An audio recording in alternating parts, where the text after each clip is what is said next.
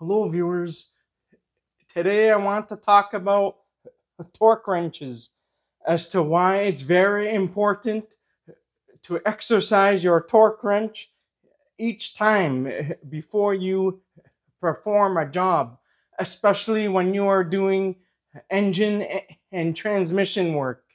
I will discuss about it after this.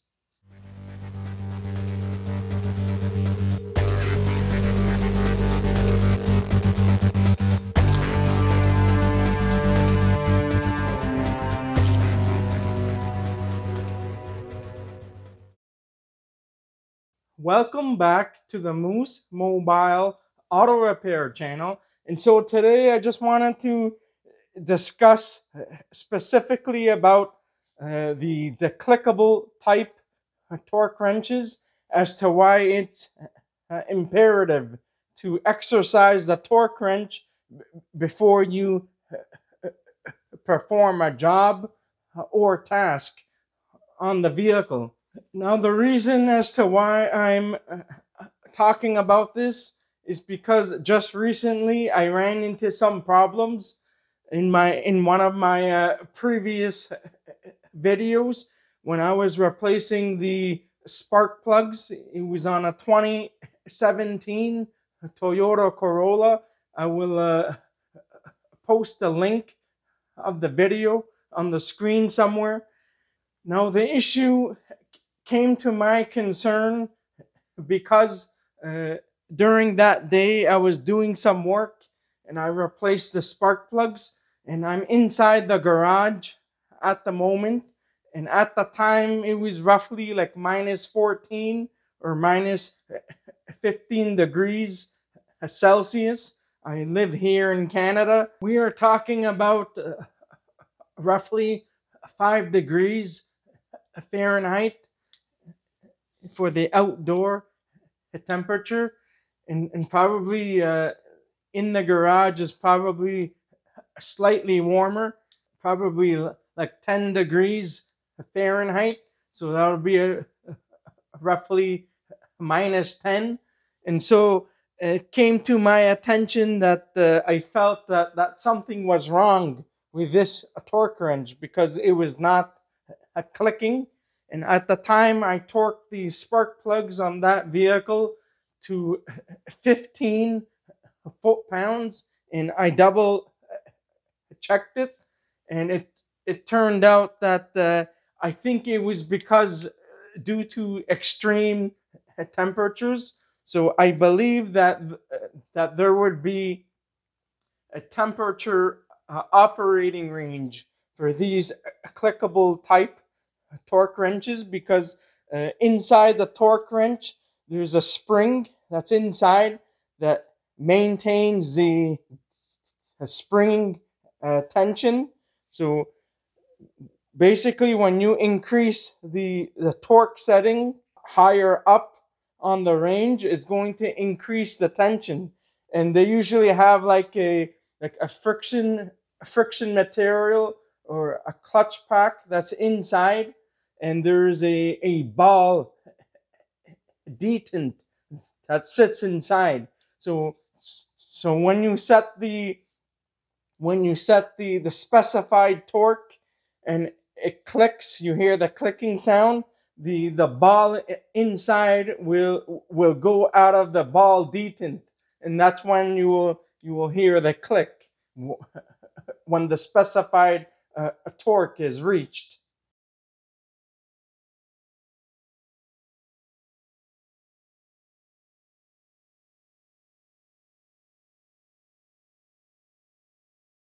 And so I believe that it was too cold in the garage, and so I have a feeling that the ball was possibly stuck inside the detent, so it was not clicking off. And so this is why it's probably important and a good idea to something called exercising the torque wrench before you do actual work on the vehicle. So, and what I would do typically when you put these torque wrenches in storage it's a good idea to go down to the lowest torque setting before storage so that there isn't any tension on the spring. Now, I've heard that you would have to take all of the tension off the spring and store it that way. And I've also heard that it's a good idea to put a little bit of spring tension on the spring. So I've read and heard all kinds of things. I don't think it's good to go to the absolute lowest torque setting. I think it's probably best to put a little bit of tension on the spring when you put it in storage. So this particular one, I'm going to go all the way down. This particular torque wrench is a 3/8 drive torque wrench. I don't know if you guys will be able to see the numbers on camera, so I'm probably going to have to show you guys the numbers afterwards. So this torque wrench is a 3/8 drive torque wrench. It's by Mac Tools.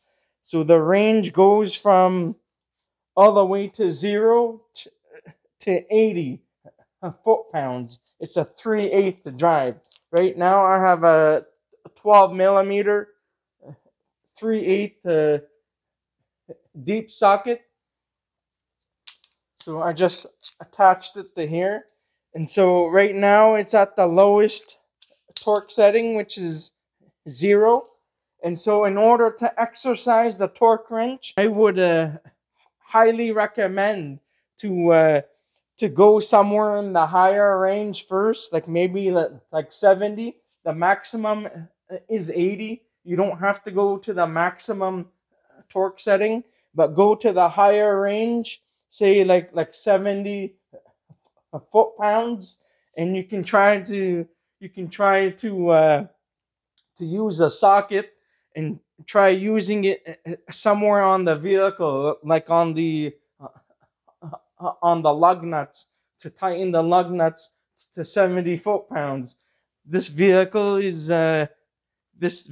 I have here, the wheel torque is 76 foot-pounds, so it will be safe to try to torque it at 70 and just see if the torque wrench clicks to make sure it's working properly.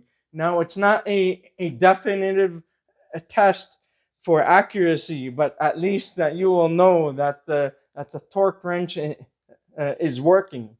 So once you have done that, I would recommend to go down, to work your way down. So from 70, probably do like 50 or 30 and test it out on a bolt or on a nut and try torquing it then. And then if you're dealing with something with low torque, say spark plugs or something, and these are the steps I would recommend to you to take. And so you need to work your way down. So do 70 foot-pounds, and then maybe like 50 or 30 foot-pounds, and then you can try doing 15 foot-pounds. I'm just going to briefly to demonstrate here. So we are going to do 70 and then 30 and then 15, and then after that you can actually try it on the job that you are working on, and you should be safe. Now, all of these years I've stored all of my tools, including the torque wrenches, inside the toolbox, and all year round. It's 4 seasons here. So we have winter, spring, summer, and fall, and all year round. And so it gets really cold in the garage here, like -10 or -20 degrees Celsius.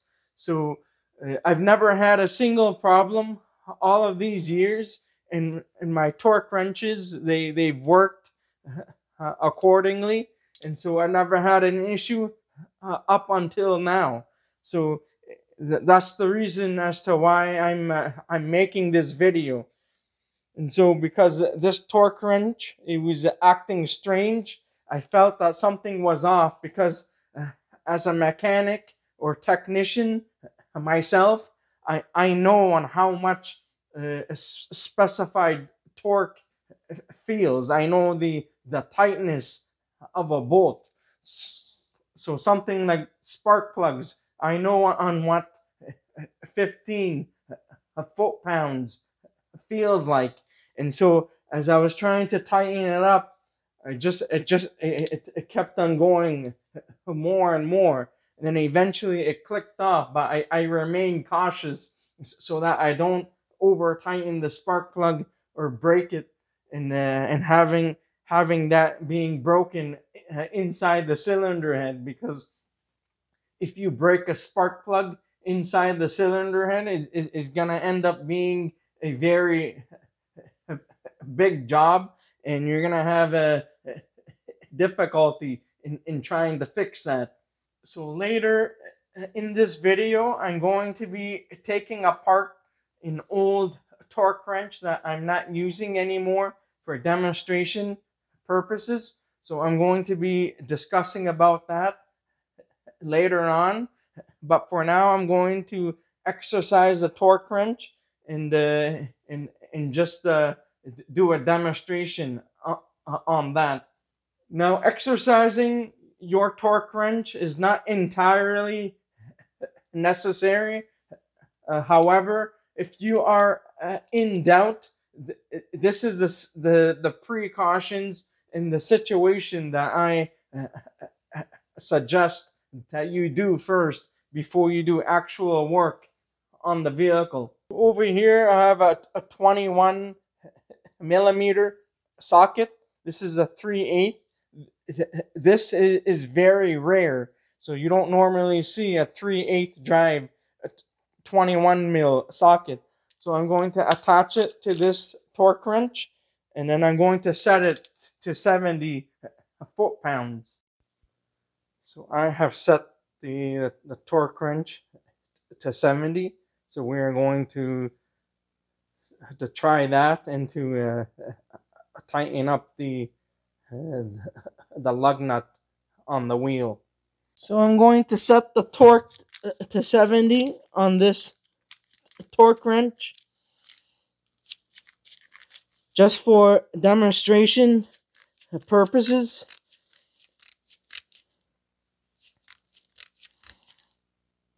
And torque the wheels to 70.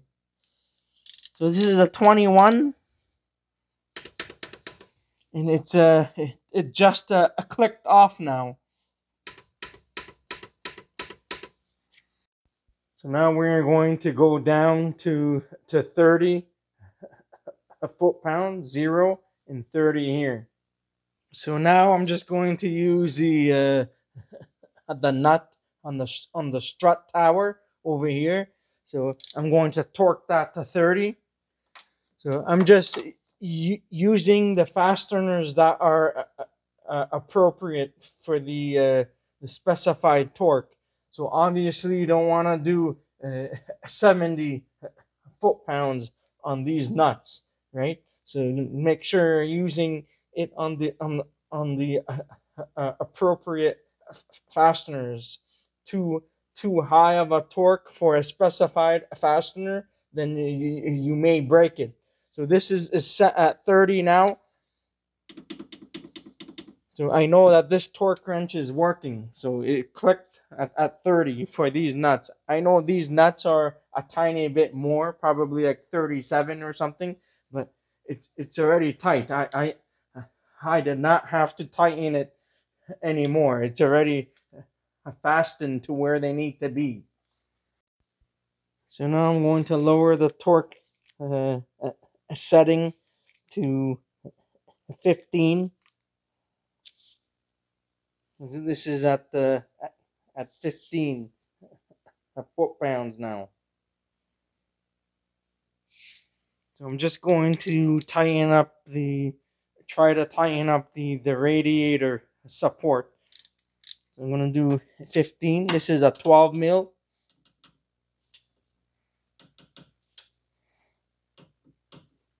You can hear that click. So this is how I know that the torque wrench is working accordingly. I can feel it's not acting up and it's not finicky. Now, as you can see, uh, all of these tests, they passed in my books. Everything seems and felt okay. So those are the procedures that you should do before you're doing any kind of work. Now, obviously, if you're doing some sort of sensitive engine and transmission work, it's probably best to use a digital torque wrench instead. They are very expensive, but they do the job a lot better than the traditional style clickable torque wrenches. Well, these torque wrenches are a lot more accurate, and you are able to see the specified torque as you are tightening up the fastener, either the bolt or the nut.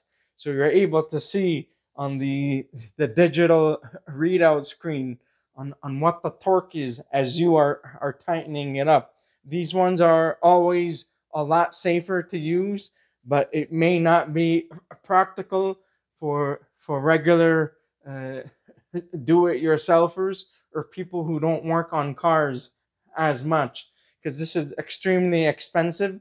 This is also a 3/8 drive uh, digital torque wrench by Mac Tools.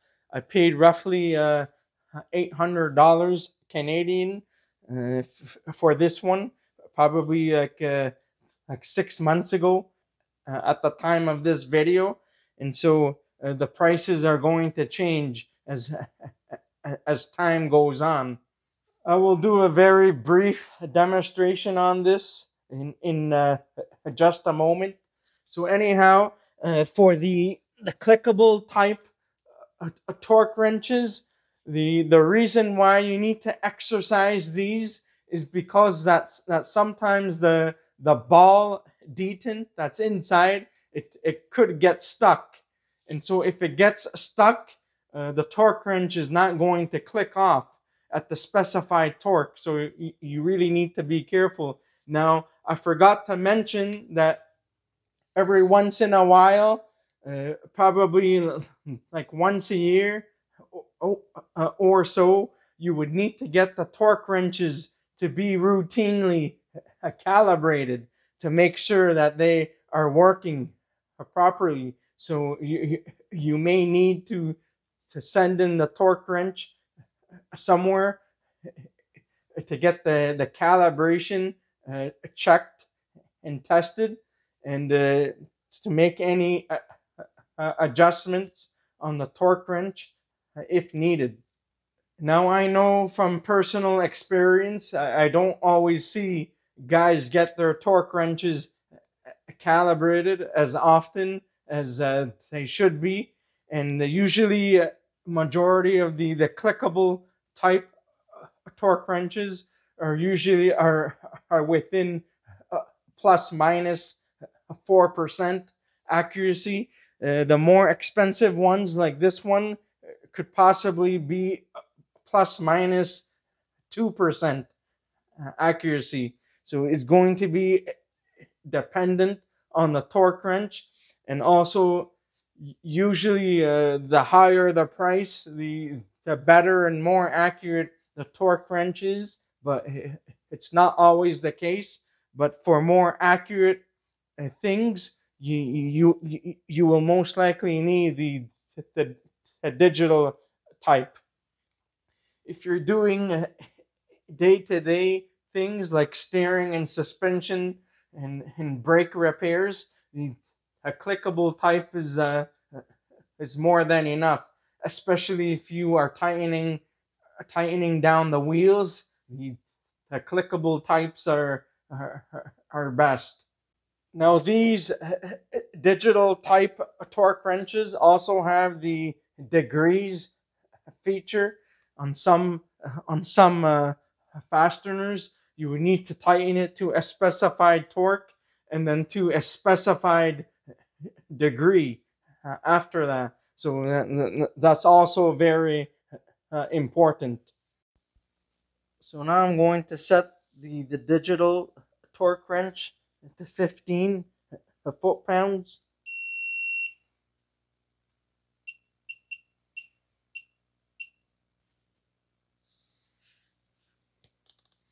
I'm going to connect the 12 millimeter socket.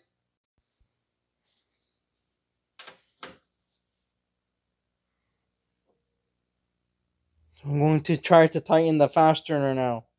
So you're able to see the numbers as I'm trying to tighten up the bolt. It will start to give you a warning as soon as you get close.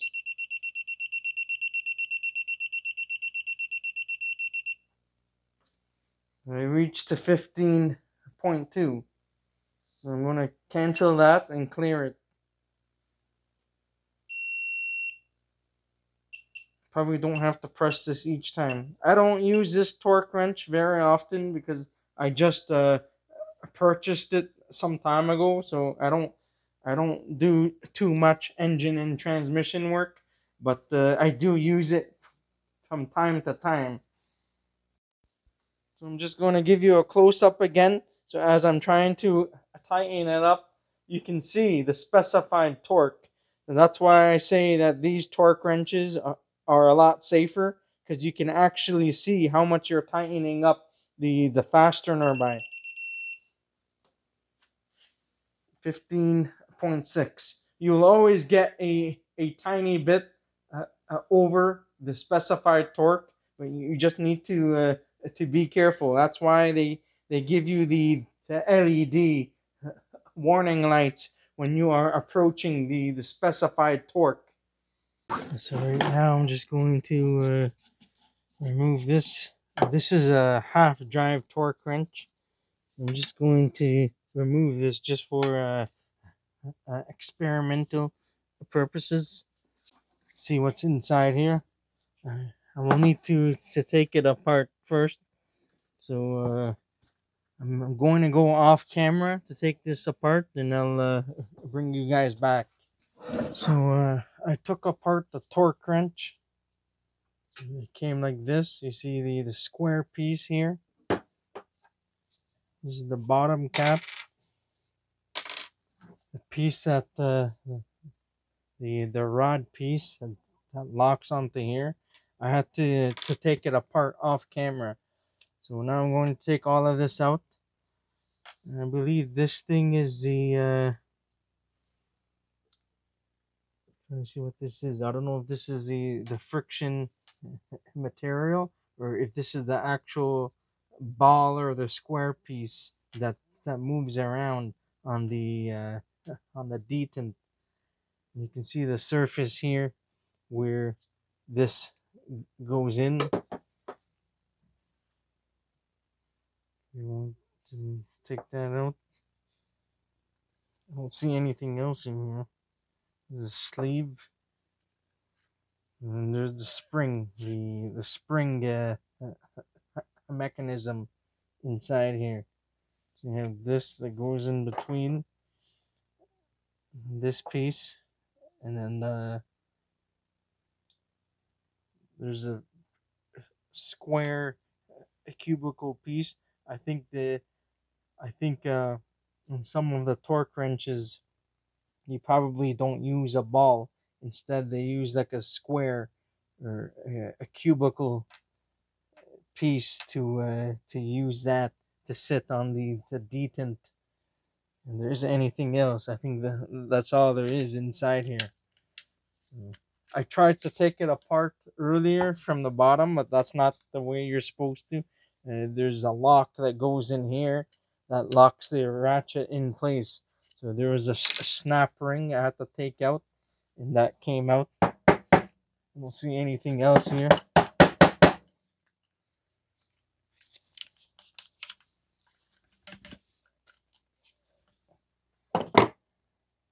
So I took everything out, and this is all that came out regarding the parts. So when you look at the top piece here, um, I'm not an expert uh, at all of these things, but I'm just analyzing it as we are going along. So there's some grease and stuff here. I believe that these are ball bearings inside. So the detent is in here. So this specific design or model torque wrench uses a square piece or a cubical piece detent. So this is the placement of what I said earlier that is usually a ball, but on this design they use a square, and sometimes they might have like a friction material or something inside. So when you have reached the specified torque, this piece basically it goes out of place when you reach the specified torque. After you are done using the torque wrench, the this piece goes back into place. So that's what this is for. So this is the ball bearings inside here. There's a cylindrical piece. I believe this is just like a housing or a sleeve, so that it could sit inside the torque wrench. And then you have the spring. You have the spring and the bottom piece that just fell just now. Everything is quite greasy on this, so I'm getting grease everywhere. This is just a spring that maintains the tension of the torque wrench. So when you uh, lower the torque wrench to the lowest setting, uh, you are reducing the tension on the spring. So if you if you uh, if you have tension on the spring, it's going to wear out the spring over time. So that's why you need to lower the torque setting to the lowest setting, or just have a slight amount of torque on there acting upon the spring, and then you shouldn't have any issues when you store these. So that's all there is to it.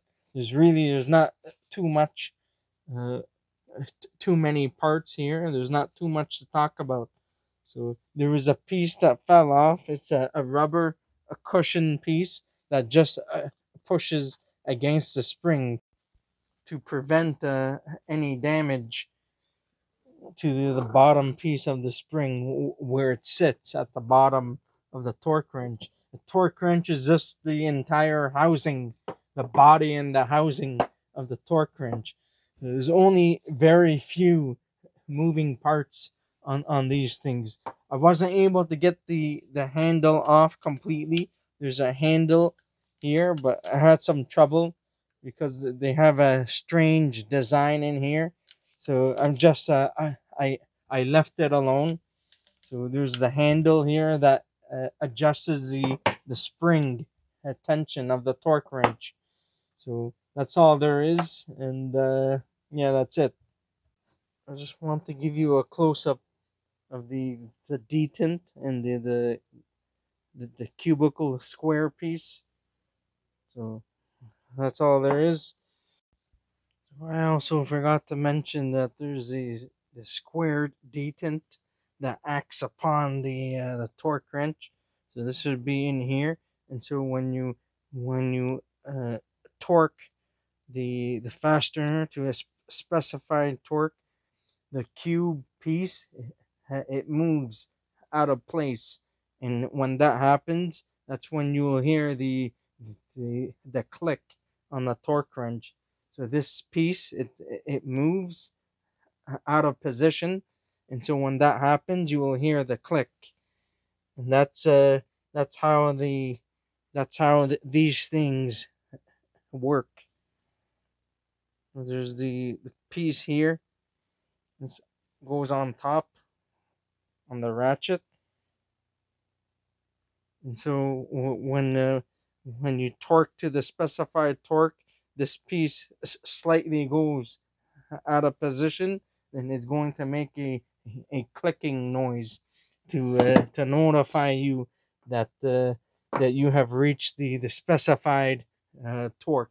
So that's it for today regarding these torque wrenches. I really hope you enjoyed this one.